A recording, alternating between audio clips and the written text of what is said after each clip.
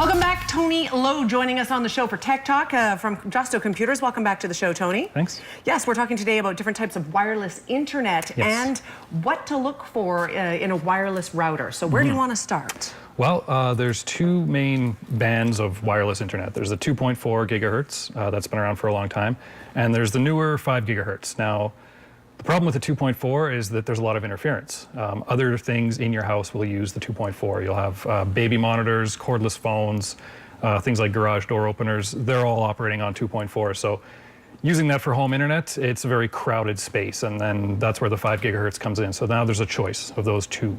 So clearly the 5 is more coveted. It's faster. You're going to get faster speed, or how does that That's correct, yeah. It's a faster way to go. Doesn't quite go as far, and it has trouble going through walls, so there are some restrictions. But generally, for streaming, HD video content, online gaming, that kind of thing, the 5 gigahertz is the way to go. So is that something you ask your provider to upgrade you to? So that's one option. Now, there's lots of routers available out there that you can buy yourself. I have some pictures of those routers. Right. I don't know one router from another, Tony. Yeah, some of these are pretty elaborate these days with all these different antennas and stuff. Yes. So you can go to the store and purchase one of these, and the thing to ask for is a dual band router. This looks like an upside down coffee table to me, okay? It kind of does, like you're talking to someone who's not techie, and this looks like a spider upside down. Yeah, no, these are really fancy. What are the sticky up These things? are all the different antennas. Now, if you don't like the antenna look, they have things like this as well, which has it all sort of self-contained inside there. So those are the kind of things you could have just out on display in your living room, and it wouldn't look like there's all sorts of antennas and things happening. So, but if you don't want to go out and buy one yourself, the big service providers, TELUS, Shaw, they will actually provide most of their customers, I believe, with their own router that does dual band as well. So if you don't think you have the tech skills to go out and buy one and set it up, you can go with the service provider option where they do it for you. Will you guys do that?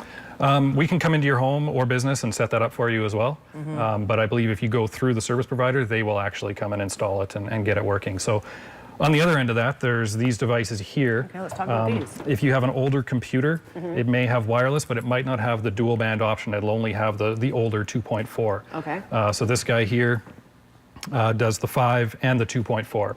And again, the kind of thing you would need to ask for if you went into a store, if you come to see us, just ask for a dual band wireless adapter. And this is for older computers? This will go in older computers and sort of bring you up to that 5 gigahertz that you might not have. The first one was a USB option. This will actually go inside a desktop computer. Same thing.